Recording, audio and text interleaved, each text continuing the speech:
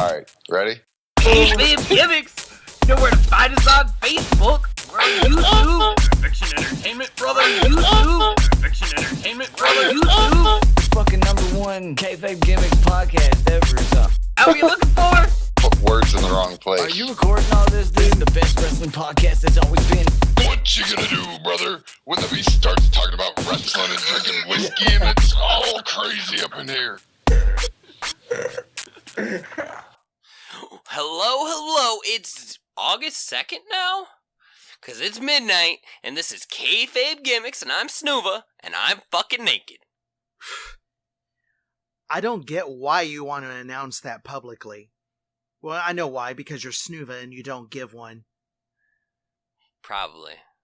Hi, who are you? I'm Ruff Lee, and my name is Ruff Lee, and I am the advocate for women's wrestling on Kayfabe Gimmicks. That is, no. Kayfabe Gimmicks is a men's health and fashion podcast? I guess tonight it is.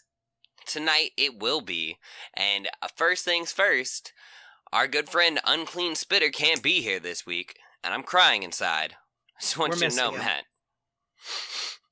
But he posted a message on Facebook today of send him anonymous love letters and death threats at sarah.com. That's spelled SARAHAH.com. That's SARAHAH.com. You can send me an anonymous message there at sNooVa.sarahah.com.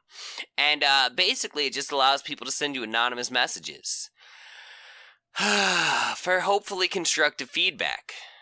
But instead, what? I've seen the links and people are and of course you hit the link and it says, you know, something like say something nice. But I think you're just like, hey, does anyone feel like trolling me today? Somebody told me they hate my stupid mustache. Well, they have no idea the plans you have for your mustache anyway, so. I have a fucking beard. Well, I had a fucking beard. That's why I'm naked right now, because some asshole hated my mustache and didn't care to look at my face, so I went and shaved it all down to a long handlebar mustache. Because I'm working on my nipple beard bar stash. Nipple stash. My nipple stash is gonna happen, damn it. I'm gotta serious, learn how that's to grow like hair on my neck. That's where the vaudevillains should have taken it. To nipple stashes? All the way to nipple stashes. Vaudevillains with nipple stashes. You heard it here first at Kayfabe Gimmicks. That would have been awesome. Like, how far can we take the vaudevillains gimmick? We can take it all the way to a nipple handlebar mustache. Man, oh man. Let's hear some more fashion tips, though, from you, Ruff Lee. Tell us about your fingernail polish. Well, okay, it's my trademark that, you know, it's everything in my world is ultraviolet, so I run around with purple nails, and it always gets attention. But for a long time, I had trouble getting it to look right in everyone's photos, till I realized that cell phones will always lean toward the blue end of the spectrum. So after I figured that out, I started using a pink primer and then put purple on top, and then it looks right. So if you want purple for anything, guys and girls out there, then you need to use a pink primer first. So. And that goes all the way to your goatee? Yeah, I do that for my beard too. So, like, there's pictures of you floating around with a pink goatee? Oh, no. No, it's a 2-stage process, and it happens right away, so the pink is never out there for people to see. Oh, man. One of these days, I'll pay $100 to the first person who can get me a picture of his pink goatee. Oh, wow. You put a bounty out on my target zone. Putting bounties out on Ruff Lee, because this is Kayfabe Gimmicks, and that's what we do. Because this is a men's health podcast. Actually, usually Kayfabe Gimmicks is a wrestling podcast. Oh? If you go to Kayfabe Gimmicks on Facebook, then you'll find us as a wrestling page. Oh. I thought we were a gay men's health awareness group. Oh, no. We're keeping the pirates at bay for now. See what I did there? Oh, man. So, like always, this is Kayfabe Gimmicks. I wanted to talk a little bit about Dalton Castle. Have you heard of him, Ruff? Not until you jumped on in and you OMFG'd me with a message about him. I posted his entrance in the group, and the reason I found this was because Samoa Joe did a interview recently about people he'd like to see in the NXT or the WWE. And he said, I'm not going to spoil anything, but I just want you to Google Dalton Castle's entrance. So I said, fuck it. I'm going to go Google this. Like, what am I going to miss? And I promise you, go watch it. It's not worth missing. I'm very intrigued by him, and it's a great character. In Ring of Honor, of all things, which is not a character-based promotion, but somehow it works, and it works so well. It's freaking fabulous is what it is. And, that's really all I'm going to go into it, because I want you to go Google it. Shit. Damn it. Do it. Now, tell me, Ruff, how have you felt about Fandango and Tyler Breeze, a.k.a. Breezango Vice? Breezango Vice, it's kind of grown on me, but I'm still, I know it's more your thing than my thing, but here we are, about 3 months in? About 3 months in now. And there's been, it's about a 4-to-1 ratio on promos versus actual ring activity. Or wrestling. It is, but they did get a world title, tag team title shot, so it was pretty worth it. Yeah. Now, let's see now. I'm pulling up the page right now as you light your cigarette. Actually, Jimmy I'm just playing with South. a lighter. Okay. That's how good your mic is. I know. Jimmy South, shout out, posted in the group Bella Twin Peaks, and I had missed it. So, because I caught the Breezango in passing. So, oh yeah, it was great. It was a whole, all the whodunit, what the fuck, mindfuck films reference and TV shows possible. Right, it was complete David Lynch all the way across the board. So, I found that out through Dane. Through Dane, who's another member of Kayfabe, shout out to him, because I asked him what was the deal with that. So he put up the picture, and I grabbed the picture and blew it up, and here's what you'll find. It literally has a picture of Becky Lynch with the word Lynch. I love that. Right, and we've got early Sting with a racer head under his name, and we've got Bella Twin Peaks. We got a picture of Kane with Fire Walk With Me. Now, here's the thing I found interesting. Do you have that picture pulled up by chance? I can see it. I can see it in my head. It's in my head still, man. Next to Becky Lynch is a picture that says Blue Velvet McIntyre. And the picture is not of McIntyre's wife because she's got black hair. It's a blonde, which makes me think they decided to troll Drew McIntyre because I can almost guarantee you that that's a picture of the former Tiffany. McIntyre. My question is, who is Killer Blob? Well, no, I'm kind of missing on that too, but are you getting what I'm saying about McIntyre? Yeah. Drew McIntyre, for those that don't know, in his real life, he split from Tiffany, Taryn Terrell from TNA, because she beat the living hell out of him. So there was a domestic abuse dispute that was the end of their marriage. And what makes that so funny in the Breezango thing is Blue Velvet was a movie all about domestic abuse. Funny if you want to look at it that way. But it's just strange that they decided to troll one of their own that way. Especially because he is back with the company now. Right, he's with the Man, company oh man. and she's not, and I'm almost sure that this is an image of Taryn Terrell. Huh. That's a interesting thing. Well, what did you want to talk about, Ruff? Because I got a few things I want to talk about tonight. Well, there's a couple things. I don't know. I mean, all about the dollar bills is one thing, but I don't know why. That would have been a great fucking title for last week instead of Manchester by the Sea. It would have been great, but I mean, I stand by my title, though. I know you do. Hey, it's your podcast. You can do whatever the hell you want with it. Look, it was better. You wouldn't let me go with my other title. Well, I have standards, but it doesn't mean you do. In fact, you kind of pride yourself in the fact that you don't have standards. I think I have a high standard, sir. Thank you very much. Okay. Anyway, no one happened to catch the thing that Carmella's ring attire at the Money in the Bank match was covered in money. The print on her entire outfit was money, so that should have been a little bit of a tip-off, because the picture I love of her is with the suitcase at the end of the match. Decked out in dollar bills, yo. Yup. I love it. That's pretty cool. What do we think about the Usos rapping? I don't really care about the Usos at all still. I like the stalker thing they kind of run, but they don't run it enough.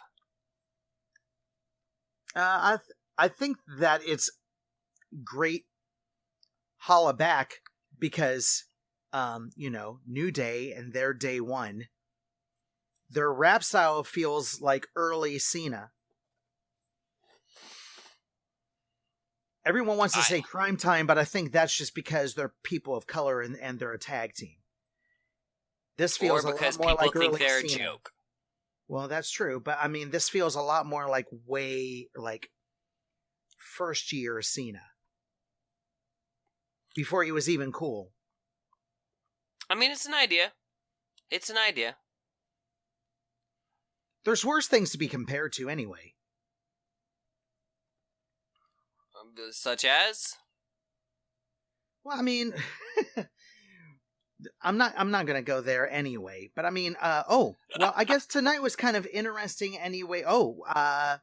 We had a couple interesting things. Okay.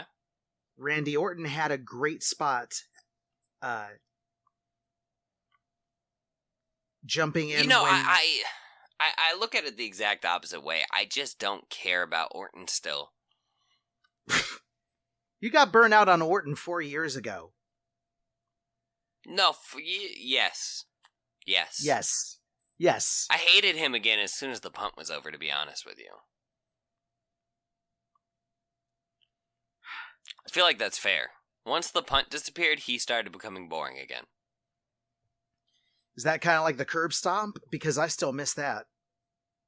Yeah, Seth Rollins kind of became boring after the curb stop, too. No, I mean, Seth Rollins bores the fuck out of me anymore, too. Man, I really miss the curb stomp because that was we want to see bona fide threats when we watch wrestling. We want to buy what they're selling in the ring as much as they do on the mic. And the curb stomp was a finisher that you just bought into it. Exactly, and I bought into the punt. I really did. I want to actually use this to segue into, I know, one of your other talking points about John Cena and the AA, or as I prefer, the FU, and how as superstars get older, their finishers don't mean as much. Please tell us your thoughts on this. It's they have a whole bunch of unspoken rules about wrestling physics. You can go look that up, but wrestling physics have nothing to do with actual laws of physics. But one of the unspoken ones is as you get older, your finisher gets weaker. I don't know if that's meant to imply your age or whether it's like a power bar that gets depleted over the course of your career. But, used to be, if you got hit with one AA, it was over. And now we're looking at matches where he will hit as many as 4 times at a Mania Well, I mean, he's gotten really good at the roll-up AA, Yeah, he has. where he just rolls over you and grabs you and has you on his shoulders and nothing. It's fucking like picking up pebbles for him. That's one of those things I love about Big Match John. He is a man who can he puts the work in. He's got the strength. He can literally dead weight over you and pick you up onto his shoulders. He said that in an interview years back that from the time he was about 20, he weighed 250 pounds. And he has stayed at 250 pounds no matter whether or not he exceeds his normal workout or whether he's got this regular regimen he keeps. His body is just built to do this. So I guess it is a matter of being genetically superior.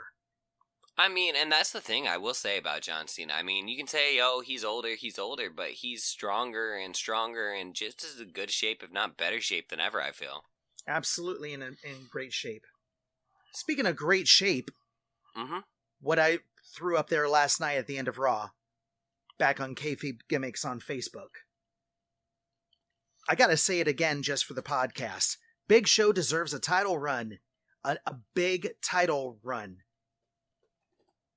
I mean, I don't disagree with you. He's in the best shape of his life. He's the healthiest looking I've seen him ever, I think ever. I've been watching him since he was the Giant. I've been watching him before he was anything other than, than Paul White. And he has never looked this good.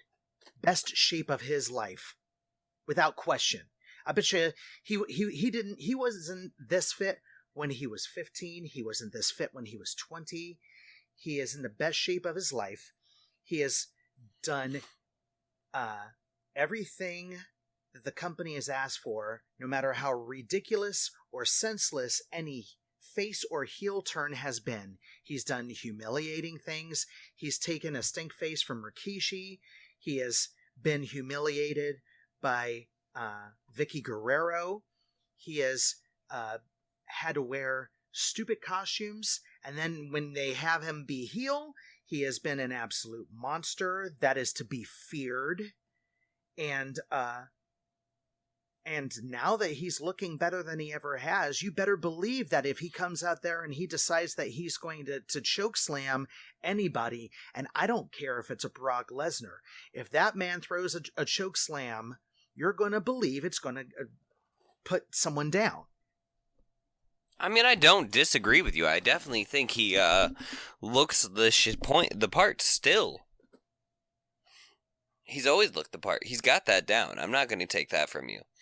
I feel like Face Big Show was never taken at good enough value. The man has a great sense of comedy, too.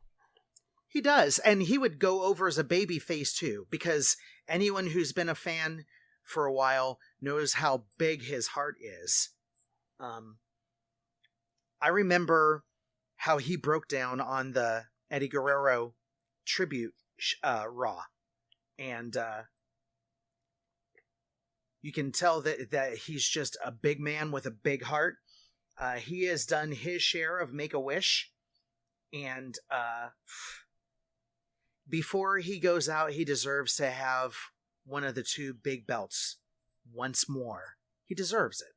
I mean, he's got to be 2 decades in by now. Exactly. And I mean, I feel like we're kind of wasting him by putting Cass over him and putting him with Enzo right now. It's just a mess. It's just a mess. But I mean, this goes back to, 3.5 hours. It's just so hard. It's so hard. So hard. Real hard.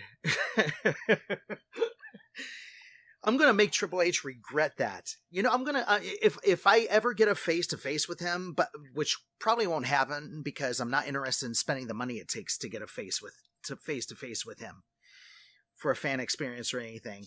But if I ever saw him face-to-face, I would have to rib him about that. That's the endless running joke. It's the endless running joke. And this is about the guy who is number 2 of my top 3. He's number 2 of my top 3 of all time. I'm a huge fan of Triple H over the years, but at the same time, I'm just not a fan of his work in the last 10 years, to be honest with you. Maybe not 10 years, but I was gonna say that's a little bit far of a stretch. it's damn near 10 years, though, at this point. The last 6, 7 have been pretty, I think the last match that Triple H had that I really, really loved was his match against Brock Lesnar at WrestleMania. And, it's actually part of the problem. Because H goes over Lesnar, but it's just a perfect match. It's just a perfect match. Besides that, I mean, I was done with him when he went back against Taker fucking 25 times. Yeah. So, I definitely have a disconnect with him in his later years. It's hard for me to have a connect with anyone who did multiple WrestleManias against Taker. Yeah, no, I mean, I can agree. It's just one of those things. I mean, as time has gone on and wrestling has gone on, Triple H, the heel, just doesn't work for me like it used to. It's tired, it's boring, and I don't care. Right. His motives are terrible. I mean, especially last year. Oh, Seth, you cried. You cried, Seth. Bitch, you cried too when you tore out your fucking quads. Oh, I mean, I'm sorry, but like, fucking hell. What do you want from him, Triple H? That was the entire purpose of your feud was you tore your knee and you cried. I'm tired of you. You're a whiny bitch. So were you. That was the entire purpose of DX. That's the entire purpose of the sledgehammer. And if anyone needs more proof, go find Wrestling Isn't Wrestling by Max Landis. Which I love. I mean, like I said, I love those early years of Triple H. I love the game. I love the Shawn Michaels feud. I do. I love the DX reuniting. I loved Face Hunter. He's funny. He's joyous. He knows how to have a laugh at people. It's good. It's all good. He's a shitty Vince McMahon, and that's what he's been for a while now. Well, yeah. And we're working on 4 years now, aren't we? Of the Authority? 4 years? About, yes. And even before that, I mean, his matches against Taker were not that great. No. They kind of felt like, terrible. And you know what? I've said it before, I'll say it again. One of the problems, I mean, I know certain people think that it's a 5-star match with Shawn Michaels as the special guest referee. But the day WWE banned chair shots to the head was one of the days that every time I saw a steel chair get picked up, I was bored out of my mind. Right. And that match is full of so many chair shots to the back that it's not funny, and each one is so telegraphed that it's going to the back. It's just ridiculous. Well, that was when they were at their most extreme as far as trying to be kid-friendly and watching their step in light of what happened 10 years ago. But well, I mean, the year before that, they had done multiple chair shots to the head, and both Triple H and Taker paid out fines out their asses for that match. And that match felt visceral, it felt creepy, and it felt like goddamn Triple H was trying to kill that man for real. Which is what we want out of a wrestling match. It is and it isn't. It's one of those mixed bag of tricks, man. It's one of those things that I think started turning me against Triple H in the first place because, like, I don't give a shit that he beat your best friend, Shawn Michaels. I don't. Well, I mean, okay, that wasn't a great story. But, I mean, here's when we're looking at other problems. I forget the name of the Saturday show. I know we talked about this a couple years ago. What, Main Event? Saturday morning, about 3 years ago when the network was just starting. Saturday Morning Slam? Slam. I think it was Saturday Morning Slam. It was this weird kid-friendly show that they had that had interviews from the wrestlers and like maybe 15 minutes of matches in a 30-minute broadcast program. Yeah, you had 15 minutes of matches, and that usually equated to one match, so it would go 2 segments with a match.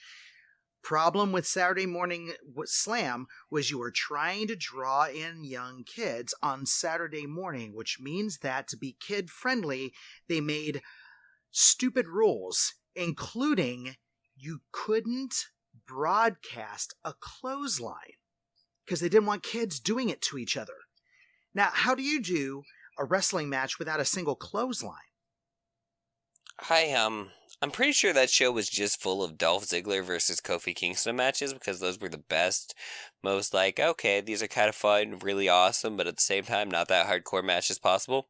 And we can still keep it without a clothesline showing on camera. Like, you would see the swing happening, but they would cut away to the announce table before the impact.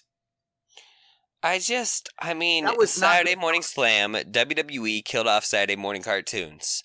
So next time you wake up on a Saturday morning and your kids are bothering you, blame the WWE. That's who you're really going to blame? I mean, yeah, at this point, because, like, it was the worst thing that could have ever gone on with Saturday morning cartoons, ever. Your anemic ass is still chewing on that ice. I'm chewing on that ice, but I'm not anemic. This is a men's health podcast. Thanks for listening to Kayfabe Gimmicks. If you're chewing on ice a lot, you might be anemic. Oh, speaking of health. Yeah. And speaking of hits. Uh-huh.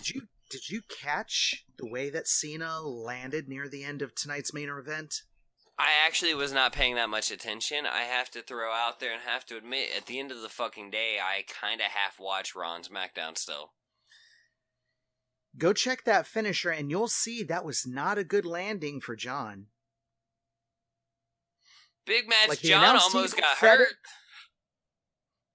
I mean, it looked bad enough that John could have gotten hurt.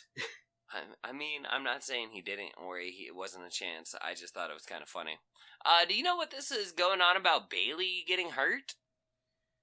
I don't know what this is going on. I mean, I don't know if they're trying to work in a storyline, but it's like, she's... Well, resident Sasha Banks fan, Lloyd, was saying that Bayley got hurt and that people shouldn't be saying that Sasha's accident prone. Well, yeah. And I didn't see this. What happened? It's just that Bayley takes bumps badly. It's been a problem since she was in NXT. When she takes bumps, she doesn't land as clean as lots of other people that I see. I mean, I hear you. Dana Brooke lands clean. Sasha will land mostly clean. Alexa is flawless. She really is. Naomi is fairly clean. Natty is about as pro as anyone gets. Bayley, not so much. I mean, honestly, Carmella's bumps look cleaner than Bayley's. And she's not that great of a wrestler. You're hearing it from the advocate of women's wrestling himself, Ruff Lee, as you tune into the second half hour of... Are we going for an hour? I don't know. Anyways, of Kayfabe Gimmicks tonight.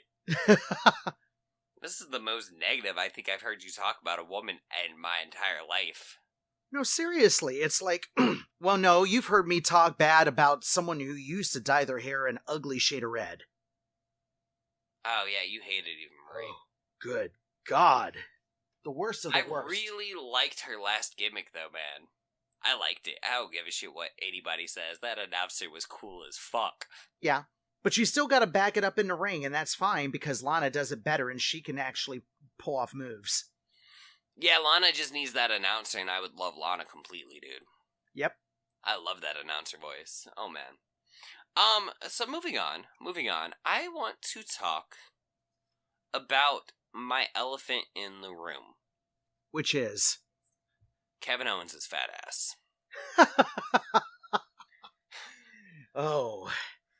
No. Somebody made a post recently about how Kevin Owens is the greatest heel ever. I think it was your buddy Nick. Yeah. I think it was your buddy Nick. I mean, shout out to Nick. I love Nick to death. Don't get me wrong. I'm not saying negative about Nick. I'm not saying negative about this at all. I've got this weird thing, though. Right? Right. I've never watched a Kevin Owens interview.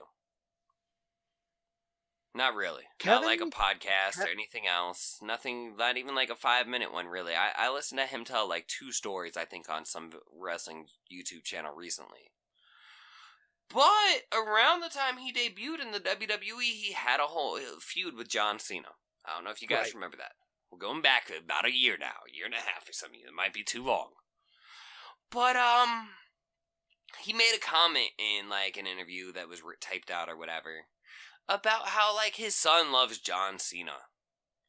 And for some reason, I just kind of see Tubby Kevin Owens as this big cuddly dad figure, and not really as this big gruff showman.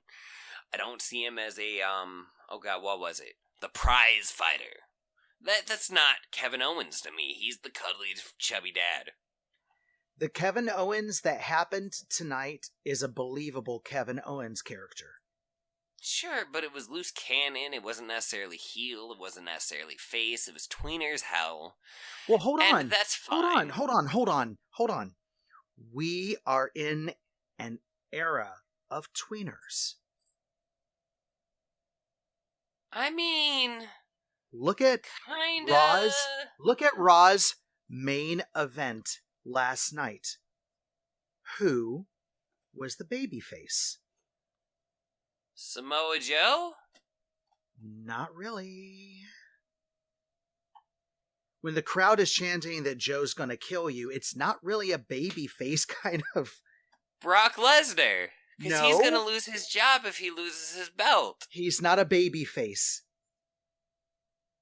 We're all cheering for them. Braun and none Strowman? Of No. We do He not... looks like a grown-up Cupid. No. Yes, he does. Put that bitch in a diaper. He's got a baby face like a motherfucker if you take that beard off, is it?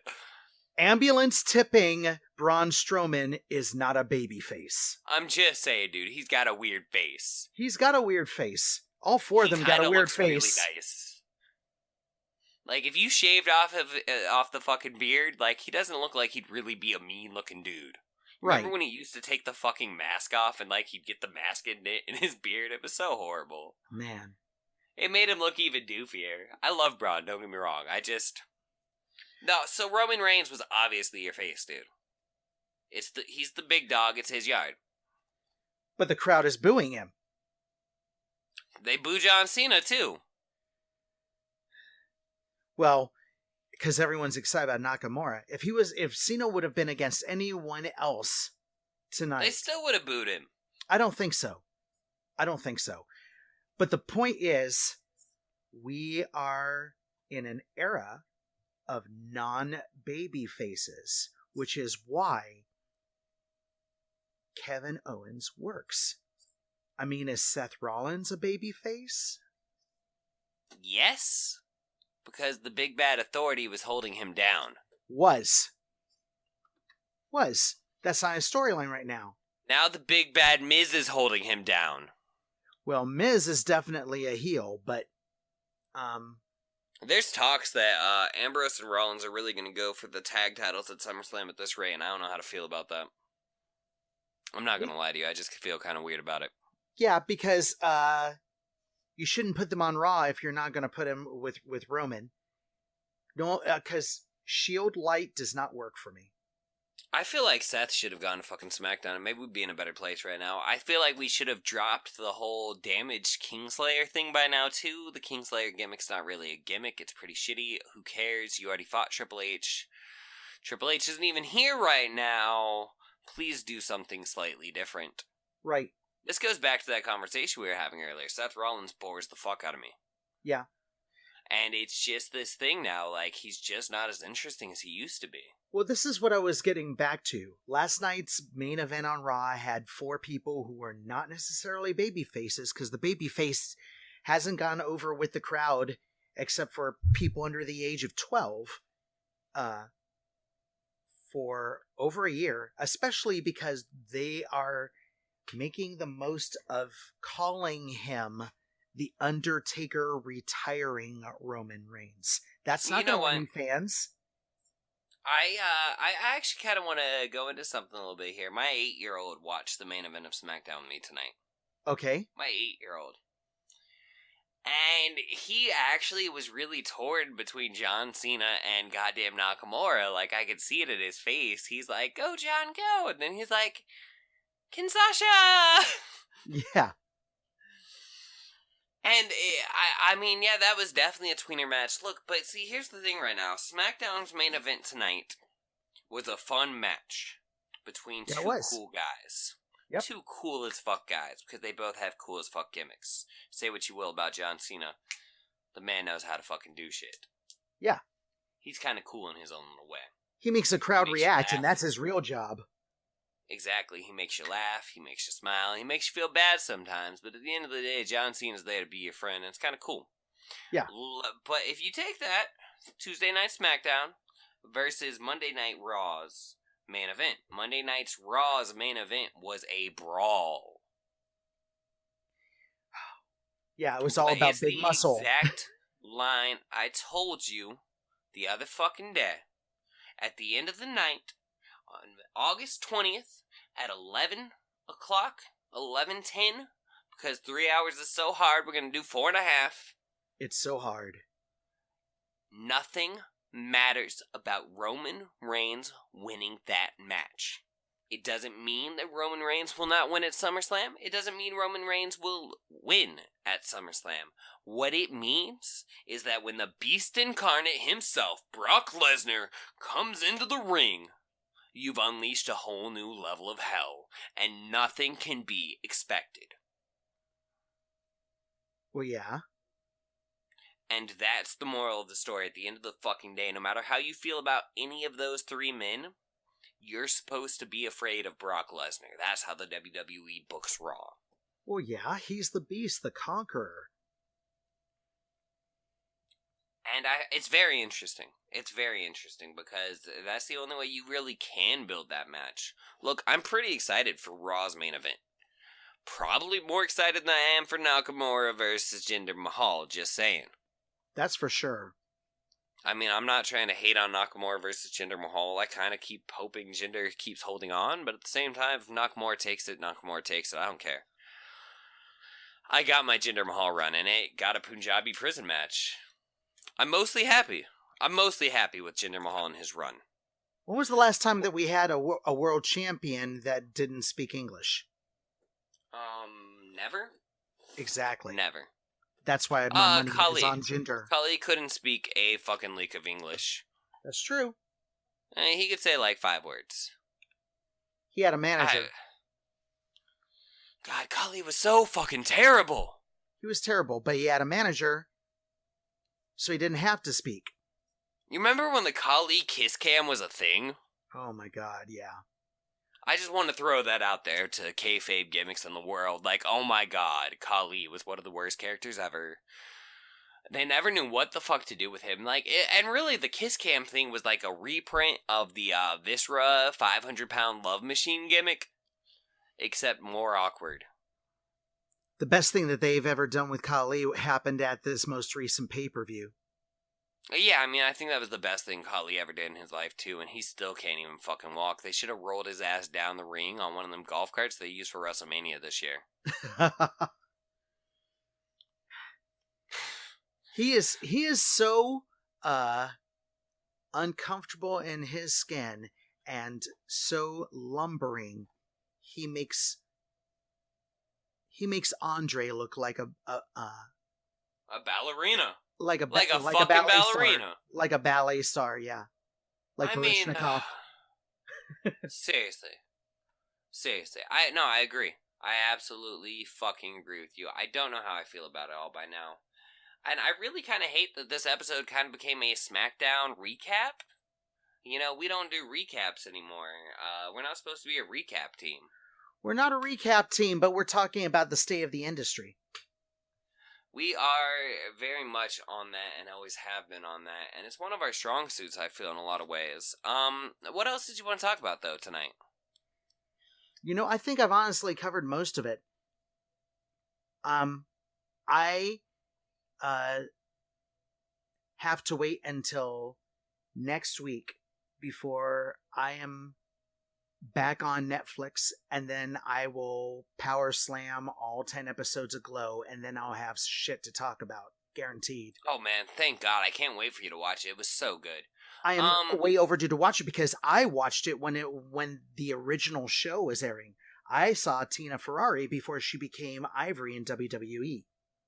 So that's how long I've been a fan, and that's why I was excited when they even announced the idea of trying to dramatize a show about wrestling that wasn't even about a real league, but they had real matches.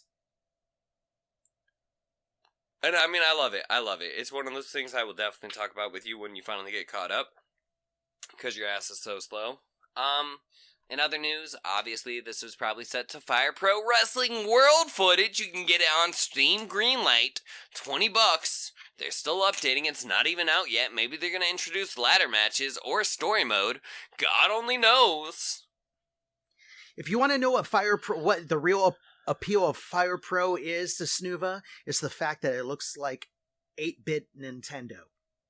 I mean, that's only part of it. I actually really like the gameplay. I like the mechanics. And, I mean, I might switch over to 18 footage when 18 comes out. Speaking of which, I would love to share a story about Amazon right now and their shitty customer service.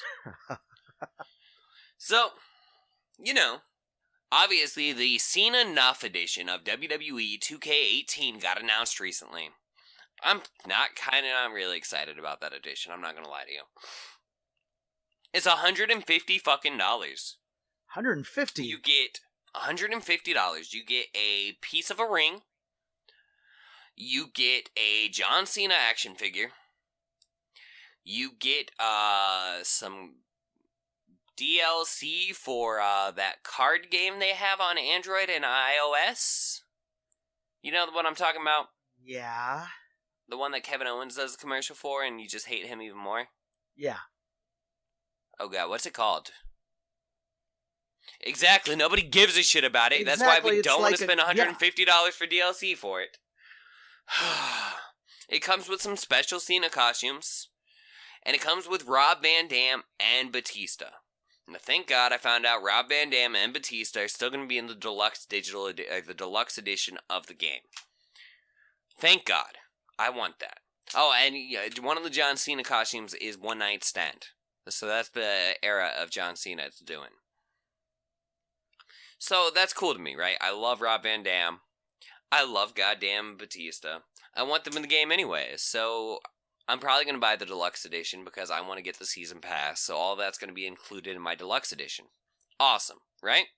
Right. So I go to Amazon. I'm like, I'm going to go buy this. Let me go ahead and pre-order it now. I got Prime. I get 20% off of brand new games if I order them or within 2 weeks of when they come out. Or if I pre-order them. Fuck yeah.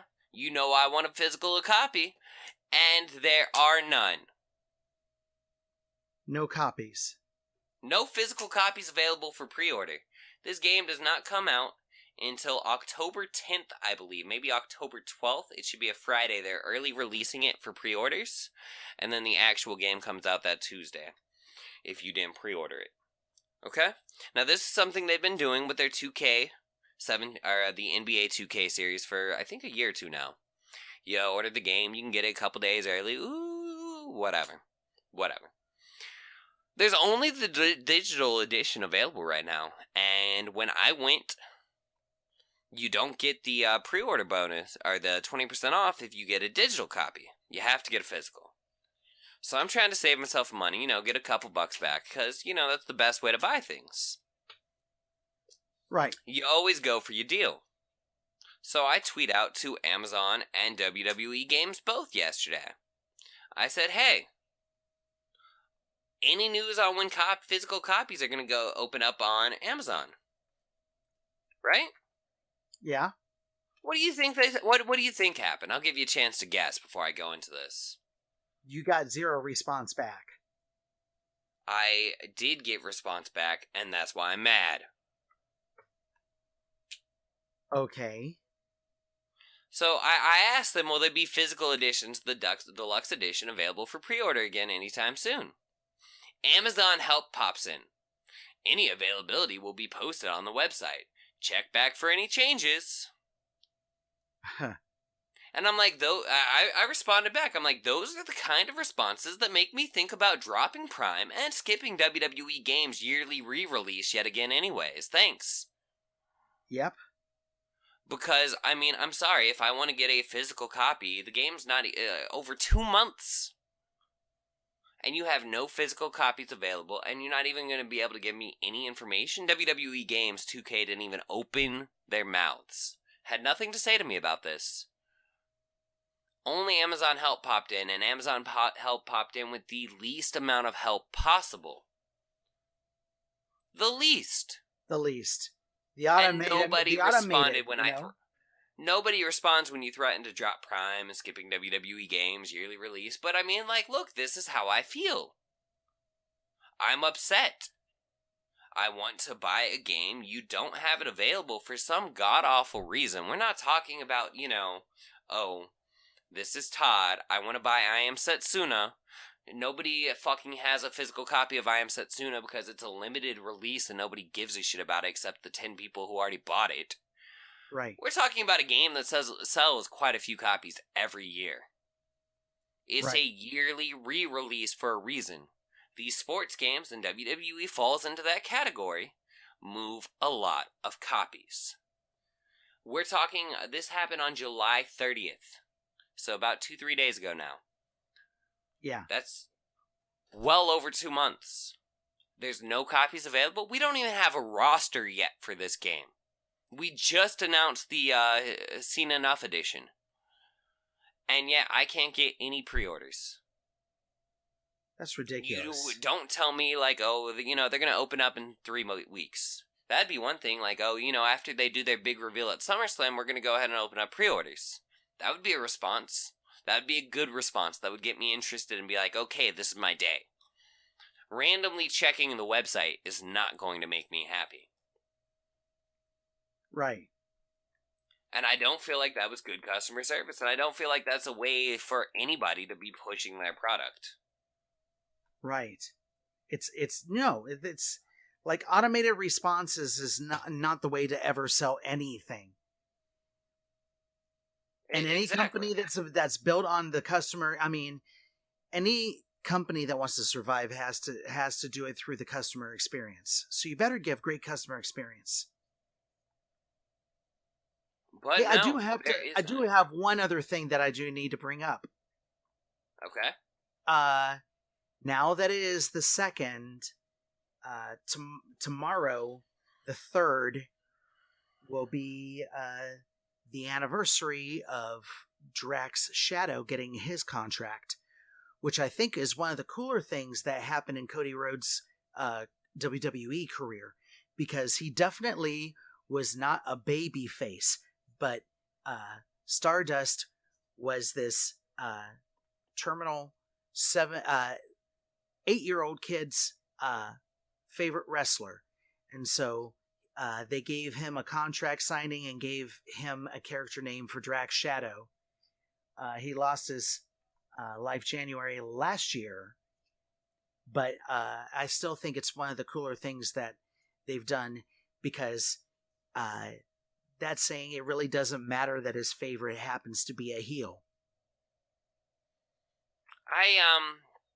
I gotta take credit for your shout out and be like, that was really well thought out. And I actually was a fan of the Stardust gimmick. I always was. So was I. So in terrible news, right? I decided to go back to Amazon. Like, fuck it, let's go look again. Now you can buy a copy of regular WWE 2K15. 15 now, 3 years ago, for $10 right now. Awesome. 18 still doesn't have a physical release edition. 2K doesn't seem to have any physical release editions for their upcoming games, because it doesn't look like you can get a physical copy of 2K18 for NBA either. You can buy the NXT edition of 2017 right now for $65 if you missed out on it with Finn Balor. That edition was fucking awesome. That was only $100 edition, WWE Games. $100 edition, and still came with everything that you're talking about coming with this year. Yeah. Actually, I don't think that one came with the season pass.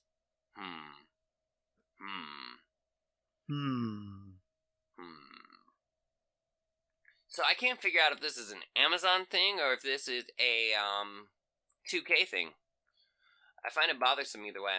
Anyway, so to finish my story about being on Amazon right now, yeah, what I really find ironic and amusing and quite absolutely terrifying is apparently you can still buy a brand new copy of the Hulkamania edition of WWE 2K15, brother.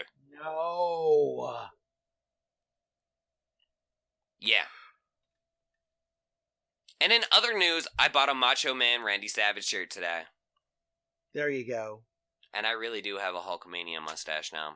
God damn it. The problem with success is you become what you detest. The only thing I can do is let it fill in and grow back in my beard. Thank you to random person who insulted my mustache. You go to hell. It was a beard. It was a fucking beard. That's the moral of this podcast. Because this is a men's health podcast, you can find us at Kayfabe Gimmicks at Facebook and YouTube. Where and we Kayfabe talk about Gimmicks. wrestling and not men's health. And you can also find us at Kayfabe Gimmicks at Podomatic.com. And you should definitely go pre-order Wolfenstein 2, The New Colossus, as being published by Bethesda. It's got a $100 collector's edition, which comes with a Terror Billy Blazkowicz action figure. Because everybody needs a BJ Blazkowicz action figure, especially the Terror Billy form. For sure. Look, I'm sorry, I'd rather spend $100 and get a Terror Billy than a John fucking Cena doll. It was one thing with the Finn Balor NXT edition because there wasn't a Finn Balor toy at that point, I don't think. But come on. Exactly. John Cena, you can go find one at Walmart for $5 fucking. Right. I don't feel like that's a perk. At all. And I just want to throw that out there. Right. You got any shows coming up? The band that I do covers with, sometimes they're also an original band. They're called the Vices of Vanity. They open up for Fuel up in Buford, Georgia, which is on the northeast end of the metro, just outside of the loop. They're opening for them on Thursday. I play with them, and when we're known as the Velociraptors in Lawrenceville at Sportsline on Friday. I've got a private party with this corporate band called the 88ers on Saturday. And then I'm doing a rehearsal on Sunday for a Queensryche tribute that is happening at 10 High in Midtown this month. And you need to find that if you're interested. It's happening on a Tuesday. And it's going to be very, very cool to be celebrating the music of one of the more influential rock bands that they got on the radio, but, you know, we don't know them like we know Kiss or Guns N' Roses, but still, like, very, very cool music. If you want to find me on the web, I'm everywhere except Snapchat. I'll say it again, I'm ugly enough without using a dog face filter. So find me on Twitter, saying a lot of things. Tumblr, Reddit. I'm not Reddit either. Find me on Twitter, where I piss off my wife all the time with the things I say, at Real Ruff Lee. Almost everywhere else, like Tumblr and Instagram, you can find me at Ruff Lee Music. You can find me on YouTube. I'm going to have something new up in the next 3 days. Find me everywhere. Find you everywhere. Find me on Kayfabe Gimmicks. On Facebook, that's Kayfabe Gimmicks, K-A-Y. Man, look it up in the title if you don't know how to spell Kayfabe Gimmicks. You should know it by now. You've watched like 3 seasons of this. We're on YouTube. We're on Facebook. We're on Twitter at Kayfabe Gimmicks. That's where you find me. I don't even post on Twitter anymore as sNooVa. If you see any sNooVa posts on Twitter, I probably retweeted them under the Kayfabe Gimmicks handle, and they're probably coming off my Facebook, where you can be friends with me and see all the stupid shit I post anyways. For sure. It's terrible stuff. Anyways, so my Twitter is at @RealSnooVa, at Kayfabe Gimmicks for my Kayfabe Gimmicks handle, which is the main one I use now. And of course, you can find me on Facebook at Kayfabe Gimmicks again. And you can find the Unclean Spitter on YouTube, Eviction Entertainment Brother. Eviction Entertainment Brother. And Eviction Records. Oh god, he has he has too many sites. Too many sites. Too many handles. And this was a wrestling podcast? Well, it sure This as hell was a was wrestling a men's podcast. health podcast. It sure as hell did have some men's health in this podcast. That's fair. We're not going to talk about a mani-pedi, though. I ain't going anywhere near that kind of stuff. When was the last time you got a mani-pedi? Paisley was still in diapers. That's still sooner than I had you. You know what? We're just It's gonna let hard this goddamn work making something this pretty show your ass up all the time. But you know. I gotta get my mani-pedi because 3 hours is so damn hard. It's real hard. Real hard. Just like me, because I'm laying here naked right now, and this has been Kayfabe Gimmicks, and that's a mic drop, bitch. Damn, TMI.